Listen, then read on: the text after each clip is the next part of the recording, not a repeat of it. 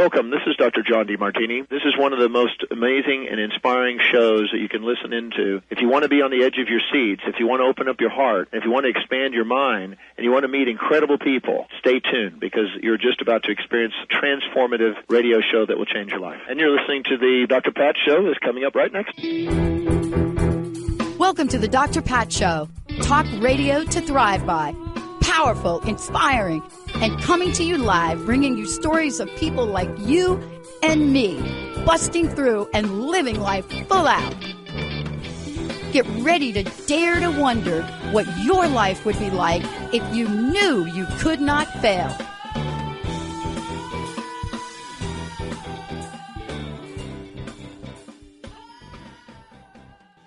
I'm so excited. I am so excited. I'm Dr. Pat, everybody. I'm so excited to do this, Benny. Benny, I'm so excited to do this show. Well, that's good. Now. We want that. Look at this lineup, right? I spent the last hour talking to Kate about goddesses that most people don't know. Now, get ready for this. This is going to be like the funnest thing. You know, so I read the books, I get ready. And then something happens in my behavior. Like, read the book.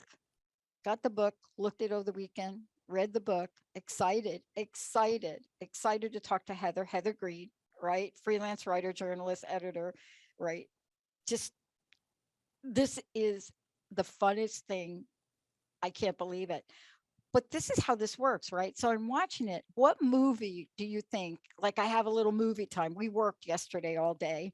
I went home and I decided I'm going to watch a little movie, a little something fantasy. What do you think the movie was that I watched last night? I'd seen it a million times. It's like called The Craft. It's like the original The Craft, like back, like The Craft, like go back. And, you know, the first one that was done, not the remake. But what is our fashion fascination? Why was I so enthralled with watching Stevie Nicks' latest concert tour and what she did and how she talked about it? But to be honest with you, I don't have to be that fascinated because we have somebody that is so amazing. And I got to hold it up, right? Lights, Camera, Witchcraft, right? This is a critical history of witches in American film and television. Hello, thank you for writing this book, Heather Greene. It's so great to have you, Heather. Thank you. Oh, you're welcome. It's great to be here. I love talking about this topic. I love talking about it. And, you know, I haven't had a book that I could reference because I just talk about it, right? But I don't have your history. Can I ask you a question? I'm always amazed at what calls people to bring forth an incredible body of work like this. And I got to tell you, it's an exhaustive body of work, meaning I don't think you left anything out. But like, what happened? Did somebody tap you on the shoulder? Was this like, oh my gosh, this is like my passion. I'm just going to do it. Tell me. Well, or did the Times really say, not like the New York Times, but the time we live in, was that a driving force? Tell me. I think you hit on a few topics there. Basically, the story goes is that I was studying the occult as it was, tarot, astrology, love that, you know, college, grad school. And I was also a film student. So I was in film school, planning to be a director, a producer, all those good things. So I was in film school for bachelor's and master's. And then I also noticed that there was a time these movies were popular. So my studies were already studying things about representation of different characters, princesses and stuff. I was doing work like that. And I said, wait a minute, there's something here. So the two interests merged. So it's also a passion, as you pointed out. Yeah.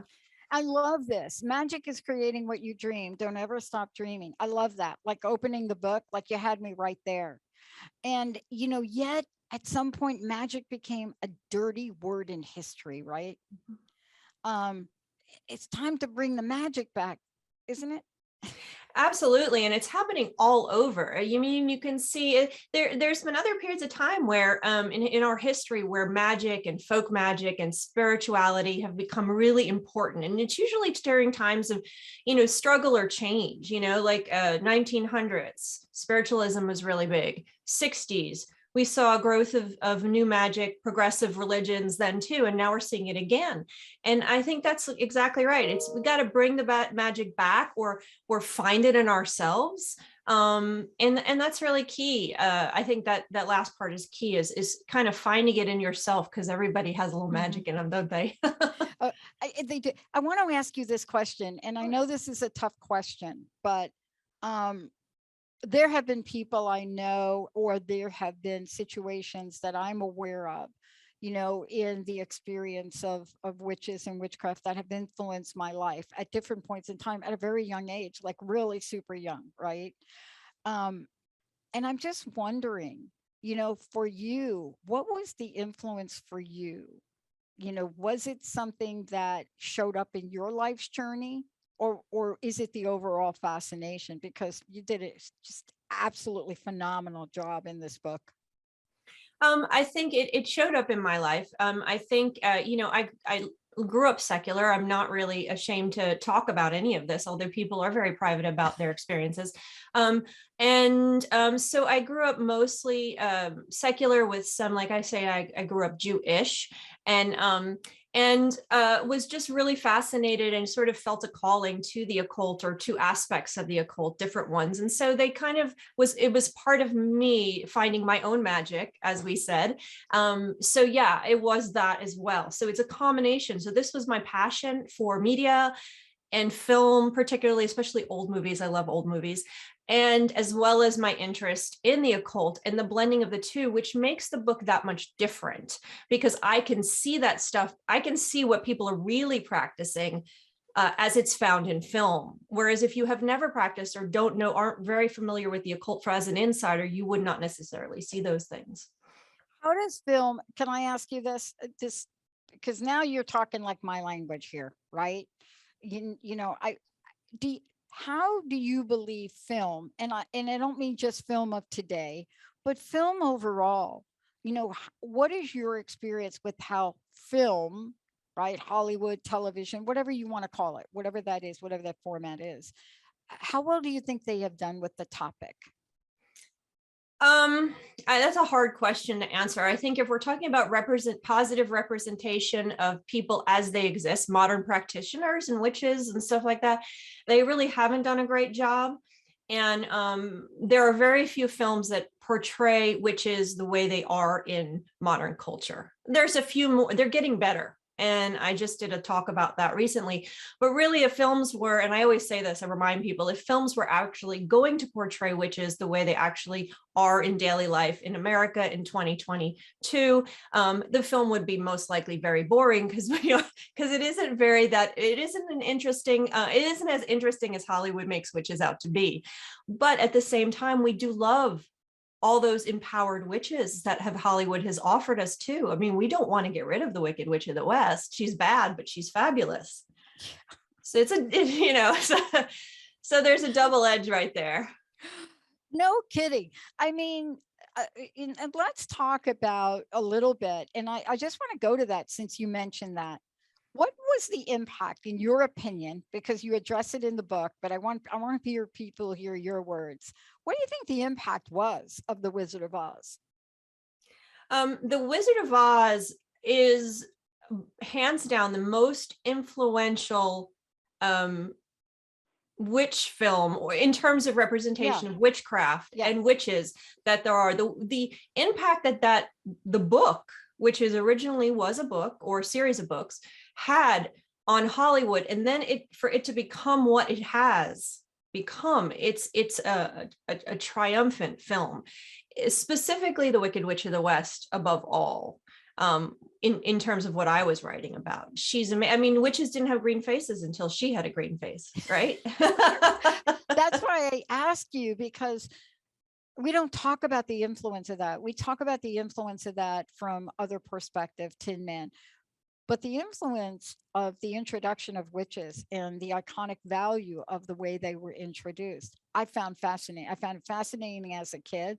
I couldn't wait to get the green paint out. I mean, honestly, it took my mom a week to get my face clean, right?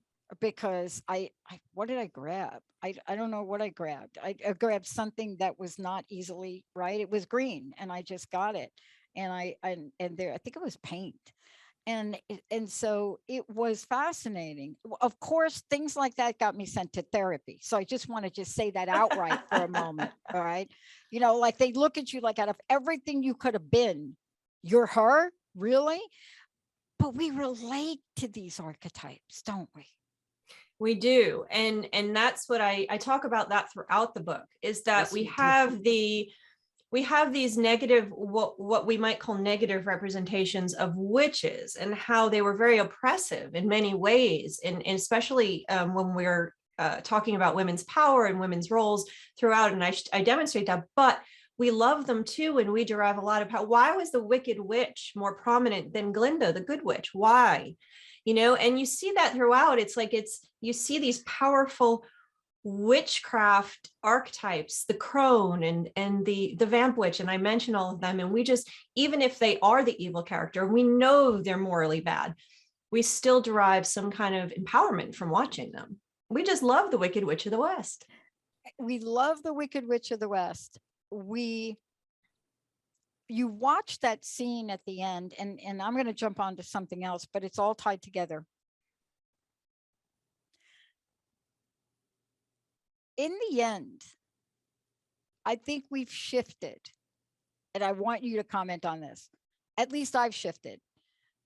You know, in the beginning, we maybe have wanted the witches to go away. Now, I am like, are they going to renew Discovery of Witches on television, the television series? Right? You right? Are they going to do Witches of Eastwick too? Is Stevie Nicks going to live forever? And did Stevie Nicks actually make American Horror Story, the Coven series? So you see, there's a new relationship. Can you describe what you think that is for us? And I don't know if I'm even correct in my assumption, but I can only know that we went from scary, scary, scary, scary. Oh, really? Okay. Oh, kind of cool. Oh, maybe revered. Absolutely. You're onto something. You know, back when I started the book, or as the book begins, witches were generally in American culture thought of as fantasy. There was some legacy of them being evil as well. And when they were used, they were sort of back and forth between either something not to be, something evil, something not to be. And you see that in horror movies later. But now, since the 90s, since The Craft, which you already mentioned, we've had a shift. We definitely have a social shift in our relationship with it, and our culture's working out what witchcraft is. It can be good and bad, which we're really starting to see more and more of. It's diverse in practice. It's not just a single ceremonial thing that you might have seen in a 70s movie. It's now there's folk magics. There's magic practiced by lots of different people. And so we're seeing also a younger generations now getting involved with the occult in real life, that are also once again deriving power and empowerment from these witch movies. So yeah, we want her around. We want to find that connection to our magic, and through these characters like you're talking about, Discovery of Witches and the New Craft, and on and on. Well, let me ask you this question. I want to jump to this, and Benny, let's skip the break for a minute, because it's just so much to really, you know, Heather, there's so much to really talk with you and just hear your words. I mean, the book speaks for itself, but getting your perspective on things is so really important. What would you say? The two things I've observed, and I don't know that they're correct, but what would you say has been the greatest obstacles, challenges for the complete embrace? Because history and culture has done everything possible to demolish, to just annihilate anything that has to do with any sort of revered way of looking at witches. I mean, we burn people, right? We've done a whole lot of things, but man, still standing, right? Right. What are the misunderstandings that I think become challenges for our true nature of seeing the full spectrum of the blessings and the gifts that, you know, witchcraft brings forward? I think it's legacy for the most part. You know, our culture comes from predominantly from, well, that's not to say, because worldwide, it's not just Europe, worldwide, witchcraft has a legacy of negativity. I mean, we're not talking about just 100 years of problems. We're talking about thousands of years of negative PR for witchcraft. And a brilliant rabbi said to me recently in an interview that magic and witchcraft are words used, they're political words. So any kinds of chants or rituals that someone might do that are sanctioned by whoever's in charge are going to be rituals and prayers, and anything that's outside of that, anything that's not sanctioned, would be labeled witchcraft. So it's really just a political word for actions that we do that are sacred. Mm-hmm. And so I thought that was pretty brilliant. And so it's this legacy that it's something bad, that it's something evil that haunts. It's bad PR. I mean, it's just been thousands of years of bad PR that we can't fully shake off. And that leads me to my next question, because there is a view of what a witch is and what a witch isn't. And what I find lately, especially I want to stay in the theme of your book. You know, what I'm finding lately, if I look at lights, camera, witchcraft in the history of witches in American film and television, I'm really fascinated by the evolution. Let me give you an example. I made a reference to Angelina Jolie's character, Maleficent, as a witch. And they were like, no, that she's not. I said, well, what is she? Okay, is she? I mean, it was like a 20-minute debate. And I just said, I just let go of it, because that's the way I saw her. But are we confused about about typecasting, and are we confused about this, or is Hollywood and everyone else evolving? More specifically, I loved, and she probably is not going to come back to do another movie. I love the evolution of Kate Beckinsale and the whole Underwood thing, especially the last one where she becomes a witch, right? Mm-hmm. So where is the evolution of this going? And is Hollywood tapping into the people, or vice versa? You see what I'm asking? Right. And it's both, actually. Okay.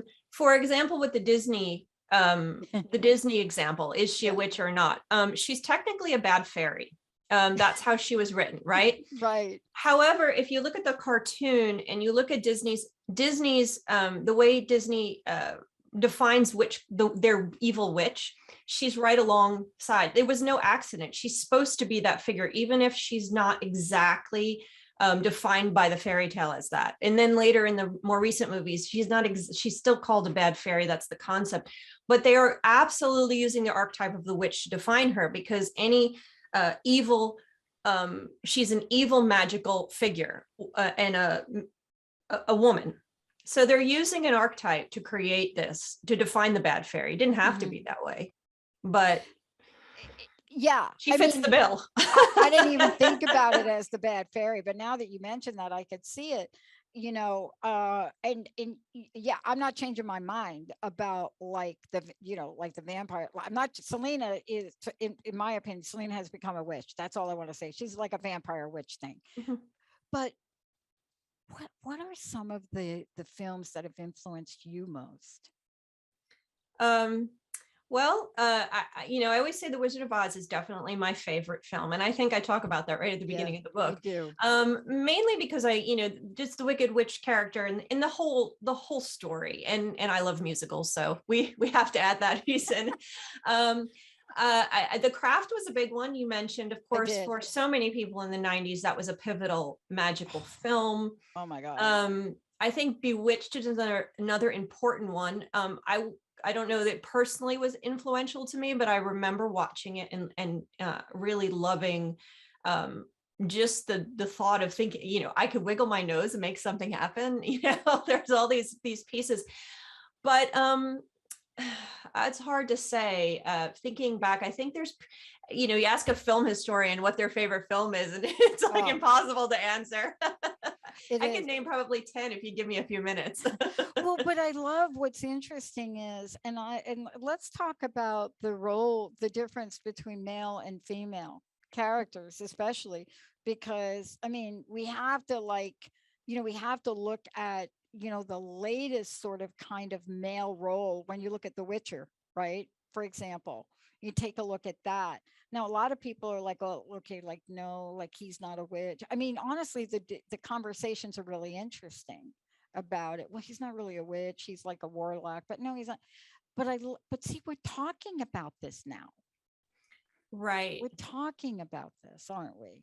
Yeah. And it's interesting because I don't talk a lot about male witches because there are so few and far between. Yeah. I mean, it was almost like a joke prior to 1960s, 1970s, a male witch, and there are a few.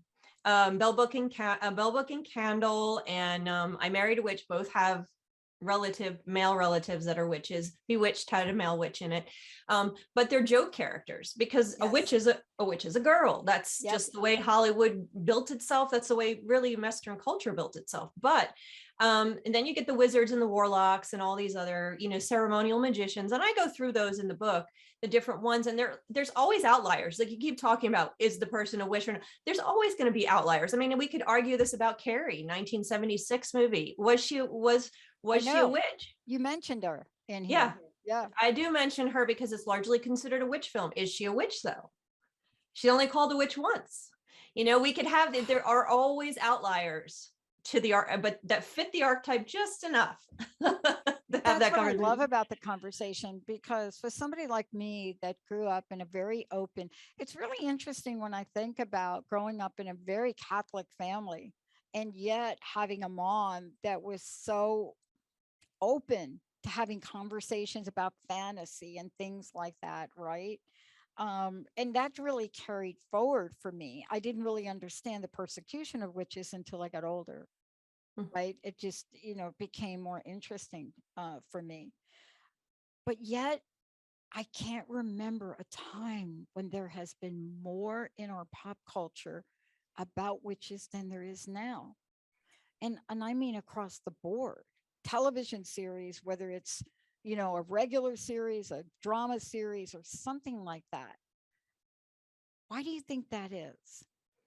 Or do you not agree with that? No, I do agree. I think that we had, and I talk about this in the book. There's been 3 waves that are like this. We had one and this is important to your question. Yeah. In the late 60s and into the 70s, about 10 years worth, and then about 20 years later, we saw this in the 80s, and they were different. The reasons why were different. And in the 80s, particular to your question, most of the reason why was because of the Satanic Panic. They were very negative. Representations of witchcraft because of that Satanic Panic. But starting around 2013 or so, we start to see that third wave. Another 20 years go by and we start to see another wave of this. So the question, of course, I have to ask, and I speculate in the book, why? Yeah. And the reason why in this case is because of our culture, our society has been become destabilized. We're seeing a lot of movements now. We're seeing a lot of cultural movements, a lot of progressive movements, challenging boundaries, challenging our stories. And I see a lot of this is I think what you're getting to here, and a lot of what you said is we're getting to a point where we are looking back at our histories and our story and saying, wait a minute, maybe what we were taught was wrong. Let's look at this again. Let's look at the witch from a new perspective, because maybe she was right and everybody else was wrong. So we're seeing a lot of that with not just witch movies. We see that across the board with backstories of villains and superheroes and stuff like that. So yeah, I think it's been like that. It's been like that since about 2013. We've seen a massive wave of all kinds of witchcraft TV shows and films. I want to ask you about this before we go to break. I'm going to ask you the question. We can talk about it when we come back. In the world of pop culture, right? And I'm just going to call it that for lack of a better phrase. Let's call it whatever you want to call it. I was asked the other day, Pat, you've talked about Stevie Nicks like 10 times in the past month. I said, well, I watched her docuseries, and to be honest with you, her journey and how she is known in the world is just fascinating to me. You know, she's a great musician. There's no question about it. I mean, her special on television were some of the songs that never made it to the album, and she's going on tour. But she dresses and looks and was called in to play a key role in the Coven, in American Horror Story Coven.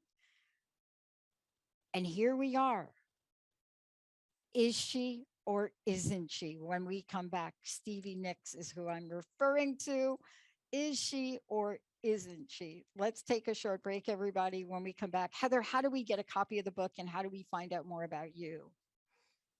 The book is available at all major resellers online and locally, and also at the publisher llewellyn.com, and you can find me at my website heathergreene.net. I got to tell you, thank you so much for putting images and pictures in the book. Thank you so much for putting some of the charts that you put in the book about film. I mean, I love the way you did this. It's so interesting and yet at the same time informative. And it really gives us a view of sort of an evolution of things, right? But the burning question when we come back, is she or isn't she? Let's take a short break. We'll be right back with Heather Greene. Fabulous book, everybody.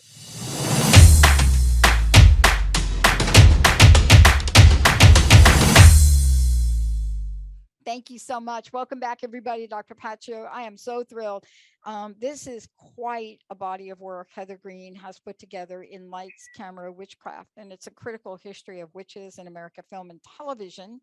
And, you know, you really go on quite the journey here with Heather, because you go from everything from the path of history to talking about what we really love, the Wizard of Oz. But then you go on and you get to be introduced to everything from the, oh my gosh, okay, let's talk Edgar Allan Poe if we could.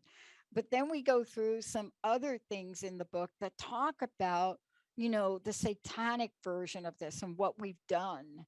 But when we come to the end of it and you've gone through the book, you're going to want to go back, because one of the things that is in fascination for so many is what happens and what our teen population looks at. And teens have really, in my opinion, been at the forefront of this. And I don't mean like teens now, just whatever the teen generation was, they tapped into something that was so interesting and exploratory.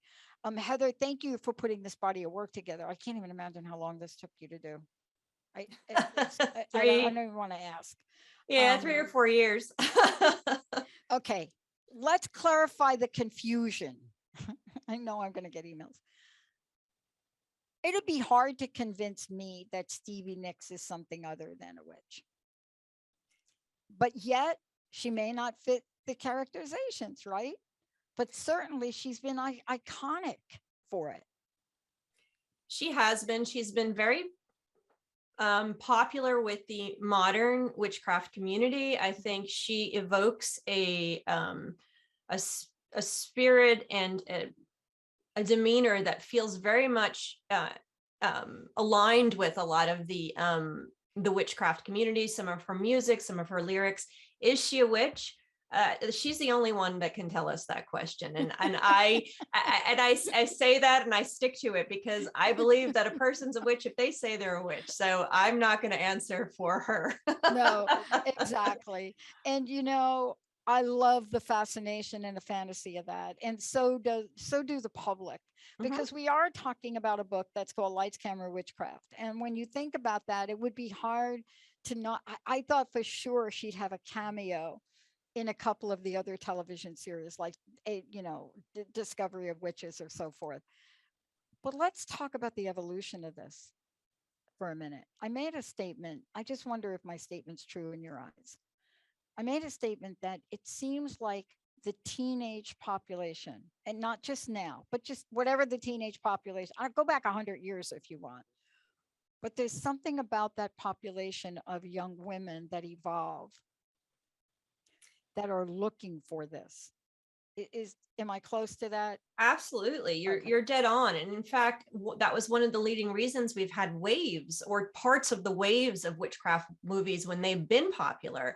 And each one ends essentially with a bunch of teen related material, whether it was the 70s and it was teen horror, if you think Carrie or Satan's School for Girls, they're all geared, those are horror movies, but they're geared at teens or about teens. And really the reason witches went into finally emerged in horror in American film was because of the young generation, the 1960s cultural revolution, the young people who were pushing boundaries. That's how witches entered into horror film in American film and television. And that's a story that I get into in the book.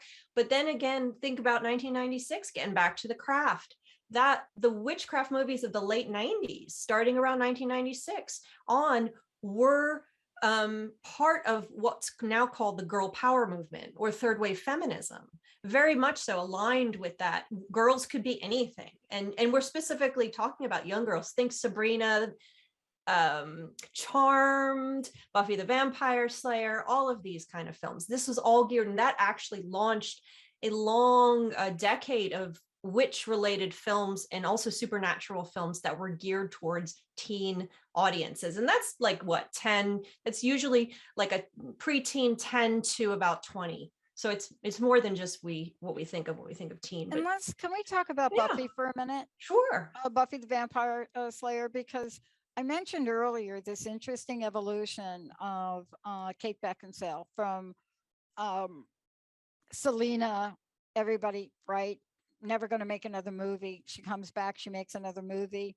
She comes back, she makes Awakening. And in Awakening, she literally gets transformed. I mean, everything about her hair, everything. She's still a vampire, though. It was one of the best, if I can believe, of the integration of those energies, right? The way it was handled in that particular film, right? Not just by her, but by other women in the film. And her evolution was so contemporary. And the reason I'm asking you about it is because I think now we're asking for more, right? The witch of 50 years ago, that was something. And I will tell you that if you go back and you look at the original Scarlet Witch comic books, I think I even have one. But if you go back and you look at the portrayal of her, it's so fascinating how current back then she looks to what we want today. Does that even make sense, what I just said right there? Yeah, I love looking at the evolution of a particular character, like you're talking about, and either within a film itself, but more important, how she's been portrayed from different periods of time. And one of the ones I like to look at is Sabrina. If you look at the original, talking comic books, you look at her original comic book version, where she is more of a mischievous Marilyn Monroe figure. Very sexualized, very kind of trickster nature. And then she goes into CBS Sunday morning cartoons and she's then Girl Next Door. Looks similar, but obviously she's a lot friendlier, doesn't do the trickster stuff. And then of course we see her in the 90s in the girl power movement. She's one of the most popular witch television shows of all time, Sabrina the Teenage Witch from the 1990s, and she's the girl next door now. Yeah. Totally just the regular teenager you would find in your neighborhood, down the street at your high school. And then of course the most recent one is very current, where she's pushing boundaries. They're changing the meaning of witchcraft, and that's what you keep to. We're looking for more. Well, wait a minute, give us more, like you're talking about. And here's this, she's now a feminist. She's a revolutionary. They're challenging our understanding of religion, of spirituality, of who's a witch, of magic, of everything, what's good and what's bad. Really push the boundaries with the most recent Sabrina, which you would never have expected in the old comic book Sabrina. The evolutions happen, and we are asking for more. We want better definitions and more in-depth look at what this means. When you think about this, I'm going to ask you to step out on the ledge for a little bit with me.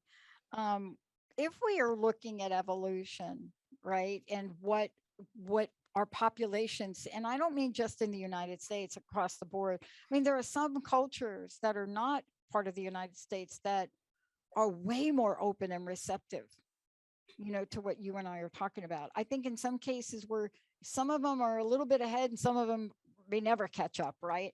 But the question that I want to ask you is, where do you see film going? If I could ask you that question, if you had like a magic wand like that, if you had like a magic wand and say, I am going to do the next blank movie and this is what I want to see in it, what might that be? And do you think Hollywood would get there? That's a great question, and people always ask me that, and I always joke about my crystal ball and all that stuff, which you picked up on. Well, I think witchcraft in movies and magic in movies, like in that relationship, has always been attributed to women and women's power. So I think it's going to align with that. And I think there's a lot of challenges to gender norms and to what we expect women to do or not to do, or what women are and what women aren't. And so I think we're pushing the boundaries here in terms of that. And that's where witchcraft is going to go. And I just saw a new indie film that is called Hellbender.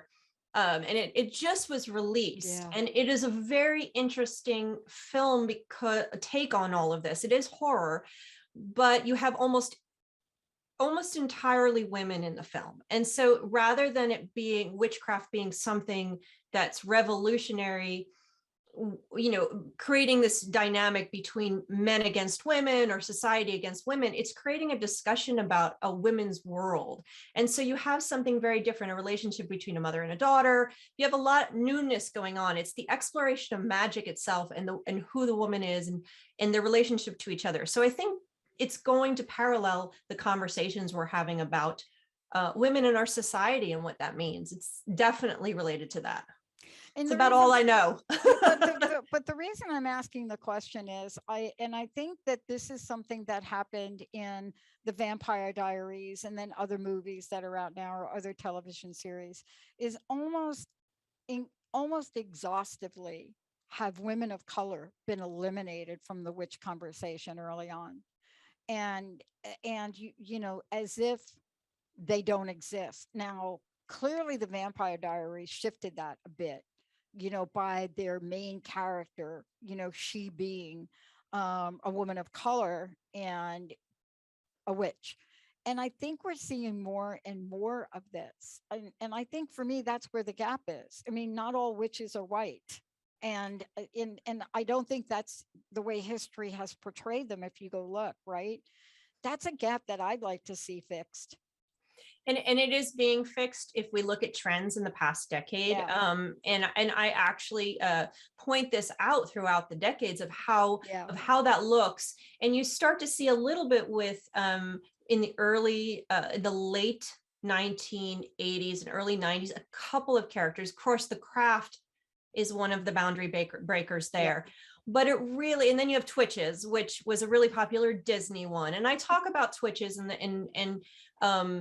there's pitfalls in all of these pieces and these representations. It isn't until until 2013 to this last wave that you start to see that change. You have Coven, American Horror Story Coven, hit that nail on the head right there up front. You also have Sabrina, the Chilling Adventures of Sabrina, where you see a witch, a male witch, many male witches as well. You also have the new Charmed, the Legacy, and the new the new Charmed, and then the Craft Legacy, and the new Witches remake. That also has a hoodoo practitioner. So this is not only the diversity of representation of what a witch looks like or who she is, but it's also what type of magics are practiced, because it's not just the magic out of Aleister Crowley, what we would expect, ceremonial stuff, all of that we saw in the 70s, the Legacy. We're also seeing the hoodoo practitioners. We're seeing some authenticity to the practice in a different way. One of the things I was most impressed by, and this is one of these series that I think you have to get on Apple TV, And I got to meet the two leading actresses from the movie, and that was it's called C. Mhm. And Alfre Woodard plays one of the, in my opinion, she is a witch character in this movie.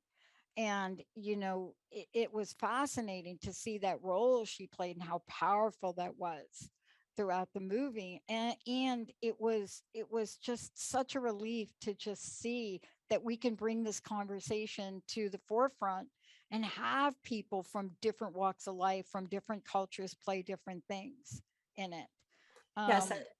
Do you know what I'm saying? Yeah, and I just wanted to add, and I mentioned this earlier, is that Mhm. you have not only the introduction hitting the conversations like the original Craft or American Horror Yes. Story, where they're actually tackling that topic, but you also have a movie like The Spell, which is a 2020 film. It's an all-black cast, and it's a horror witch film with voodoo and everything. And not voodoo, it's hoodoo, and it's an all-black cast, and it is a fantastic horror film just as it is, and it's a witch film, which is something you wouldn't have seen 50 years ago. Yeah, I mean, I love it. I mean, I think that, and let me ask you this, because we are seeing these changes. And, I just got a question that came in from one of our listeners. Hey, Dr. Pat, can you and Heather talk more about the crossover? Everything's abbreviated now when you get a message, so I'm going to do my best. The crossover now that includes witches as superheroes or superheroes as witches. Are they witches or superheroes? I mean, this is a great question, right? Because we just talked about Wanda, but it's an interesting question because back when Wanda was, the Scarlet Witch, she was part of the Avenger team, right? So isn't that an interesting question? Because our world is so superhero-ish right now. You're right. And we get to these boundaries again, getting back to what we talked about earlier, is there are crossovers, there are boundaries with magic. And it really is a question of can a witch be a superhero? Why not? Where do all of the one might have gotten its power from a spider bite. Another one got its power because he's a wealthy person who can afford technology. It does. Yep. It's very different where they're deriving their power from. So why not a witch? She can be both. Exactly. And then that brings us to the mega blockbuster having the conversation, Hermione Granger. I mean, what the heck did that book and what did that do for the world of magic? Wow. Yeah. Right? Well, and as you know, I didn't dive into that because it's mostly a British story, most certainly, and definitely. So, and this was a book on American film, but you could not mention it because of the reason you just said or suggested. It is one of the most powerful movies of our time that's related to witchcraft, but I'll argue that it's not the same type of witch film because most witch films, Harry Potter series is more of a legacy story and a male coming of age story. It's more similar to Lord of the Rings than it is to The Craft. However, its imaginary world just it lit up everyone's imaginations about a world that we could have anything or that we could live like this, and was an amazing cultural phenomenon in many ways. Yep. Now, let me just go back to America and let's kind of wrap it up on this one. I would be remiss if I did not mention America Horror Story Coven one more time.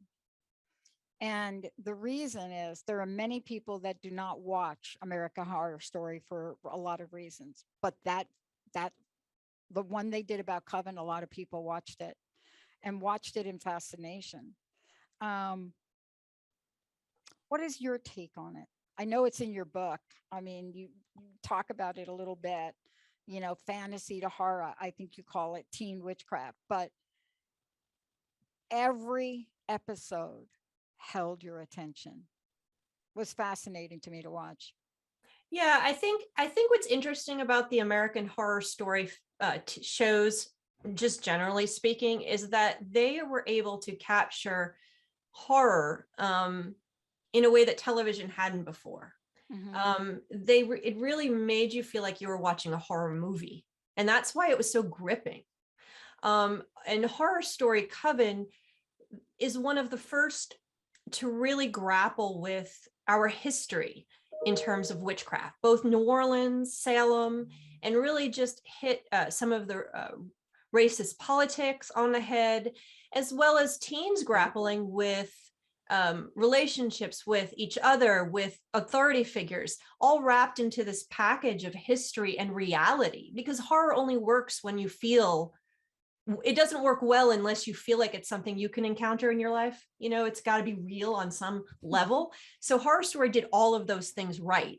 And right at the time when witches were becoming popular. So it really hit so many important pieces on the head at the perfect time. And Gabby Sidiere, I mean, the role that she played in that was just so prominent, so right on. It was just perfect. And again, what we're talking about is the changing representation of bringing Black witches into the conversation. But you, again, I'm sure, I don't know if you are, maybe you're going to do another book that really just steps out of American lights, camera, witchcraft. Maybe it's going to be a critical history of witches from every place else. I mean, certainly there are many. Again, tell people, Heather, thank you so much. Tell people how they can get a copy of the book and also how they can find out more about you. You can get a copy of the book at any of the major resellers online, local stores, from my publisher, llewellyn.com, of course. And also, you can find me at my website is heathergreene.net. And also, I'm on Twitter a lot, so you can find me on Twitter also, Miraselina01. And in the minutes we have left, what I want to do hear from you is to talk about the things I didn't ask you about, because there is so much in this book.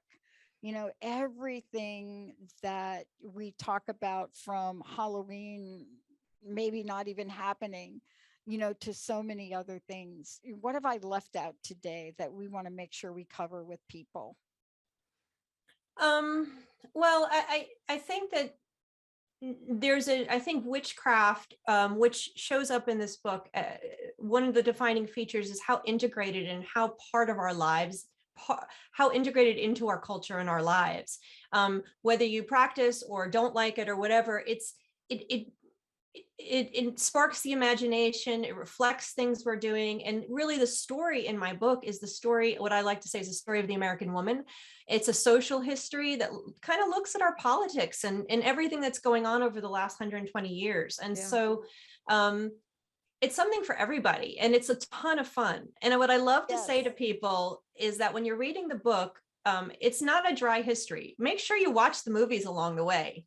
Stop, watch a few movies, read a little more, watch the movie, because it's way more fun. And you know, our pop culture, especially films, really says a lot about us, as a society.